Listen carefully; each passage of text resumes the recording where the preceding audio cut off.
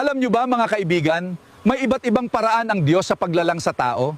Hindi lamang iisa ang paraan ng paglalang ng Diyos sa tao. Ipinapakita mismo ng Diyos sa Biblia na iba-iba ang pamamaraan depende sa kanyang layuning. Ang unang paraan ay mula sa alabok. Mababasa yan sa Genesis 2:7. Si Adan ay direktang nilalang mula sa alabok. Walang ama, walang ina. Ito ay tuwirang paglalang ng Diyos. Natatangi ang paglalang kay Adan sapagkat siya ang unang tao. Ang ikalawang paraan ay paglalang mula sa tadyang ng lalaki.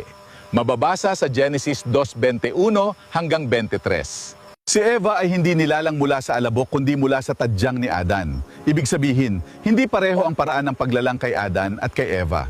Ipinapakita nito na may kapangyarihan ang Diyos na gumamit ng iba at ibang paraan ng paglalang. Ang ikatlong paraan naman ay paglalang mula sa sinapupunan ng babae. Mababasa sa Isaias 44:2. Bagama at may partisipasyon ang mag-asawa, ang Diyos pa rin ang nagbibigay buhay at humuhubog ng anyo. Hindi aksidente ang buhay. Ito ay gawa ng Diyos. At ang natatanging paraan ng paglalang ay ang paglalang kay Kristo. Mababasa sa Mateo 1:20 at Lucas 1:31 at 35. Si Kristo ay ipinaglihi sa pamamagitan ng Espiritu Santo. Hindi siya bunga ng pagsisiping ng lalaki at babae.